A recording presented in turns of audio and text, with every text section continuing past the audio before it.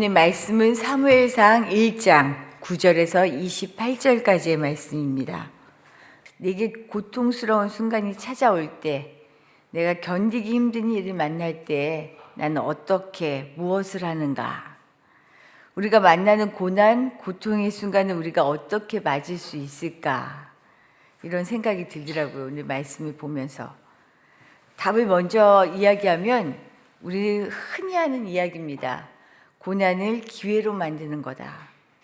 그럼 어떻게 해야 고난을 기회로 만들 수 있을까? 고난이 기회로 삼아질 수 있을까? 내 힘으로는 아무것도 할 수 없기 때문에 고난이고 고통이죠.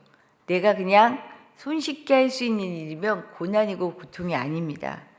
그러니 내 힘으로 안 되는 것, 오직 주님을 의지하며 내 의지와 내 생각을 다 내려놓고 주님 뜻에 나의 삶을 바꾸는 방법을 선택하는 것이 사실은 우리가 고통에서, 고난에서 해결되어지는 길이죠.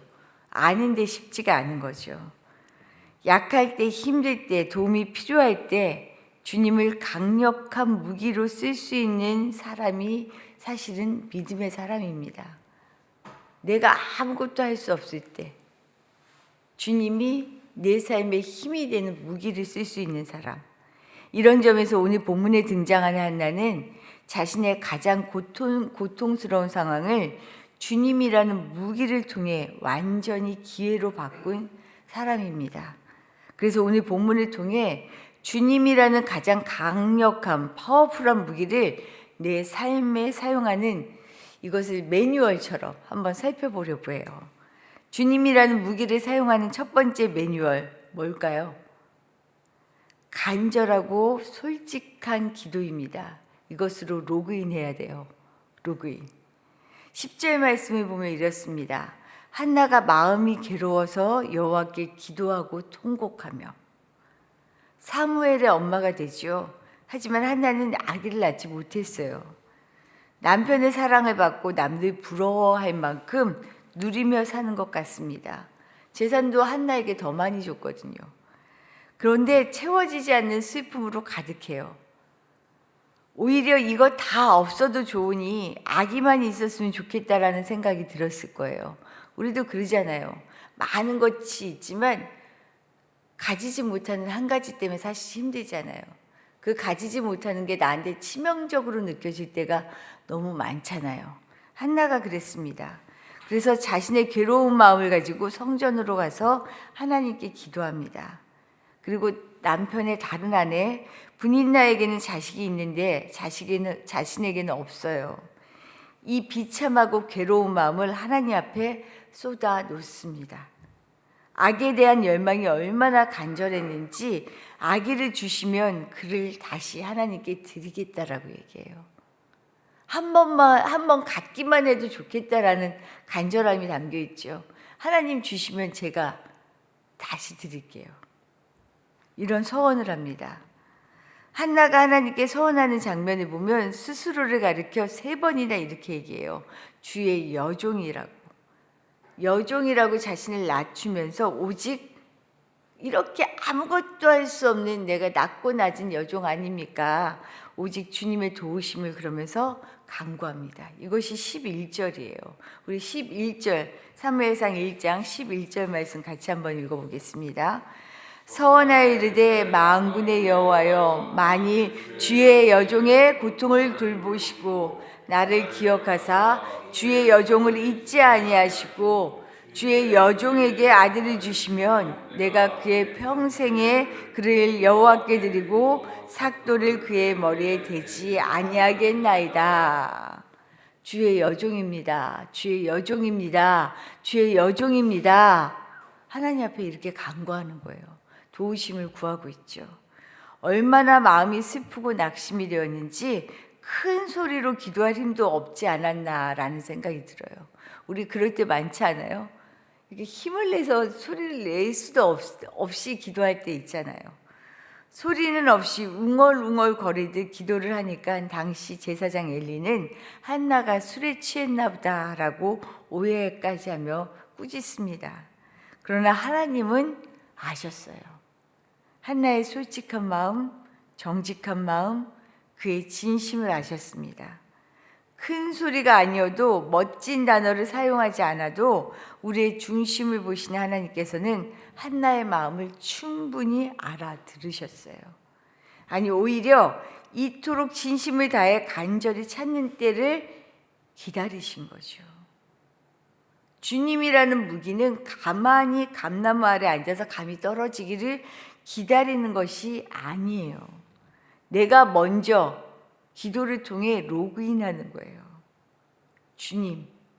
주님을 찾는 때를 기다린다는 거죠, 하나님께서. 주님이 날 위해 그때 우리가 로그인하면 기도할 때, 솔직하게 기도할 때 반응하십니다. 어떤 반응을 하실지. 우리가 흔히 말하죠. 기도에 응답을 안 해주셔. 아무 응답이 없는 것 같아. 내가 기대하는 반응이 안 나와서 우리가 그럴 때가 많죠. 내가 기도한 대로 되지 않으면 기도를 안 들어주셨다라고 얘기하죠. 그런데 그렇지 않아요. 하나님은 반응하십니다. 그래서 두 번째로요, 기도로 로그인된 주님이라는 무기를 다시 우리가 사용하기 위해 두 번째 매뉴얼 뭐냐? 주님을 철저하게 신뢰하는 겁니다. 한나의 기도를 통해 그의 진심을 보신 하나님께서 반응하셔요. 그 반응이 엘리 제사장을 통해 전해집니다. 당시의 마음을 이렇게 전하셔요. 17절 말씀입니다. 17절 같이 읽죠. 엘리가 대답하여 이르되 평안히 가라. 이스라엘의 하나님이 내가 기도하여 구한 것을 허락하시기를 원하노라. 근데 이게 꼭 반응하는 것 같은지 아닌지 헷갈릴걸요. 엘리 제사장의 이 말은 이제 네가 가면 아기를 꼭 낳을 거야, 생길 거야, 이렇게 확답을 주지 않습니다. 간절한 기도에 대한 하나님의 응답을 기대하는 자신의 바람, 어떻게 보면 축복을 전했을 뿐이에요, 제사장은. 그런데 이 말을 들은 한나의 태도가 놀라워요. 18절에 바로 나옵니다. 제가 읽어드릴게요. 이르되 당신의 여종이 당신께 은혜 입기를 원하나이다. 당신이 축복한 대로 되기를 원합니다. 하고 가서는요, 먹고 얼굴에 다시는 근심빛이 없더라. 거짓말처럼 아멘 하고 가서는 더 이상 염려하거나 고통스러워하지 않았다는 거예요. 사실 아기가 생기지 않았으니 어떻게 보면 아직 주님이라는 무기가 작동하지 않는 것처럼 보여요. 그런데 이 작동이 되기 위해서는 반드시 작동할 거라고 믿고 기다리는 신뢰가 필요합니다.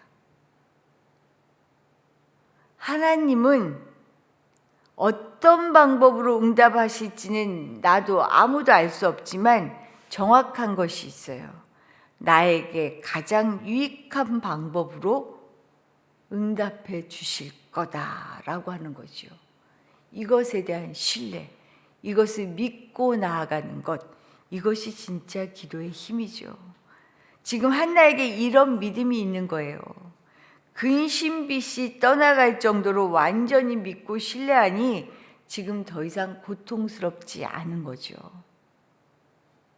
부럽더라고요. 부러워. 이 믿음이 정말 부럽더라고요. 이거 잘 안 되거든요. 그래서 우리가 기도할 때 사실 미리 내가 정답을 정해놓고 이렇게 해주세요 라고 기도할 때가 많은데 그 생각이 들어요. 이거 참 얕은 수다. 얕은 수다. 우리가 아파서 약국에 갈 때 내 증상 말 안 하고요. 감기예요. 감기약 주세요. 이렇게 얘기하면 실제 이게 감기가 아니면 어떻게 해요? 이 약은 효과가 없어요. 이 약의 효용이 없다라는 거죠. 환자는 어떻게 해야 돼요? 내 증상을 말하기만 하면 돼요. 그 다음에 처방전을 써주고 약을 주는 것은 의사와 약사의 몫이죠. 그런데 나는 내가 자꾸 처방전을 내리죠. 그러니 자꾸 이게 제대로 작동이 안 되는 거예요.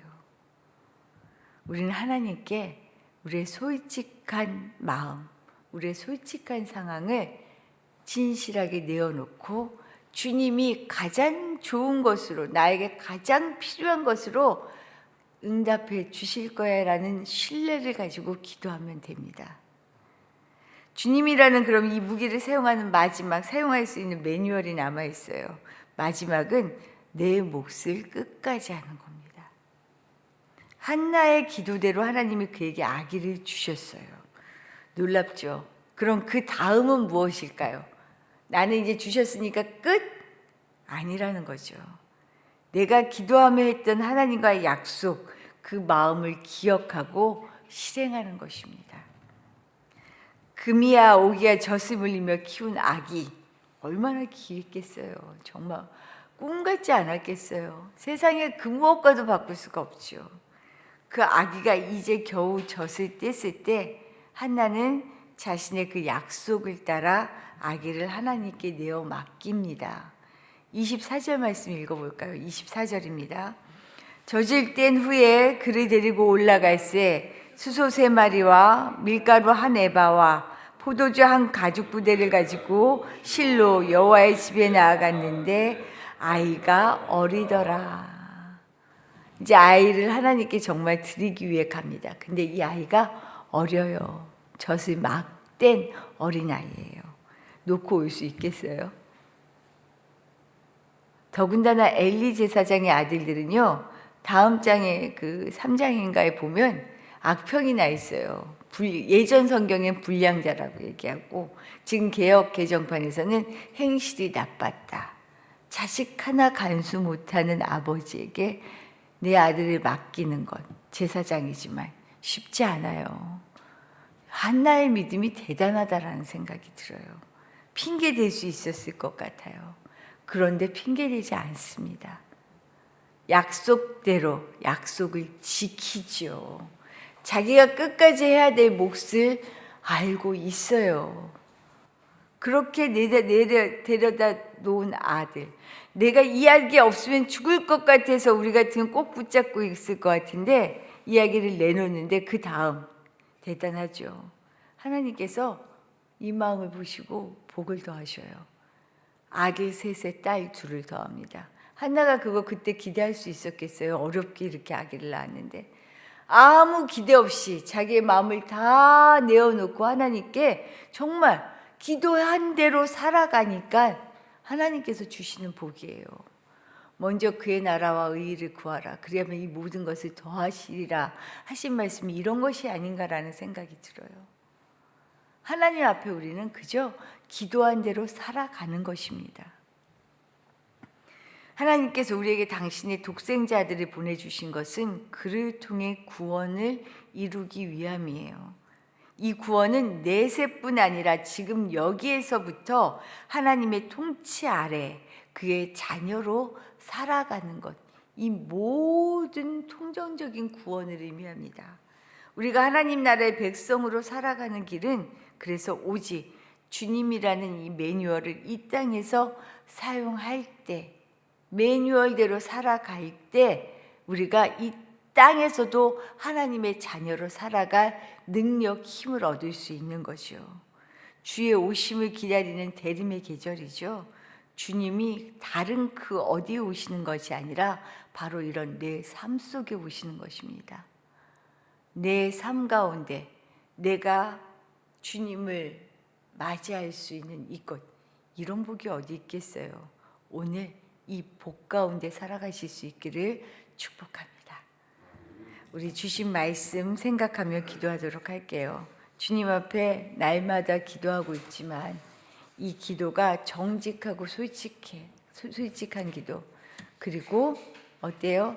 내가 처방전을 내린 기도가 아니라 나는 그저 하나님을 의지함으로 말미암아 주님 앞에 솔직하게 다 내어놓으니 하나님께서 알아서 그 다음부터 우리를 이끌어 주시고 우리는 끝까지 그 이끌어 주시는 소리에 귀를 기울이고 눈을 주님께 맞춰서 우리의 몫을 기도대로 살아가는 것, 이것이 우리가 이 땅에서 살아가는 삶의 원리죠. 하나님, 이렇게 살아갈 수 있는 사람 되게 해주십시오 라고 기도하시길 부탁드립니다. 오늘은 특별히 우리 교회 자녀들을 위해 기도하는 날입니다. 우리 자녀들의 삶 가운데 찾아와 주셔서 우리 주님이 주인 되어 주시고 어떤 고난의 상황에서도 이것을 헤쳐 나갈 수 있는 자녀들 되게 해주십시오. 기도해 주시고요. 우리 이현수 집사님 어머님 건강을 위해서 기도해 주시기를 부탁드립니다. 지금 타지에서 열이 나서 굉장히 좀 급박한 상황인데요. 정말 건강하게 지금 예정으로는 내일 오셔야 돼요. 다른 외국에 계신데 하나님 건강하게 열 잘 내리고 돌아오실 수 있도록 도와주십시오. 기도해 주시기를 부탁드립니다. 기도드리겠습니다.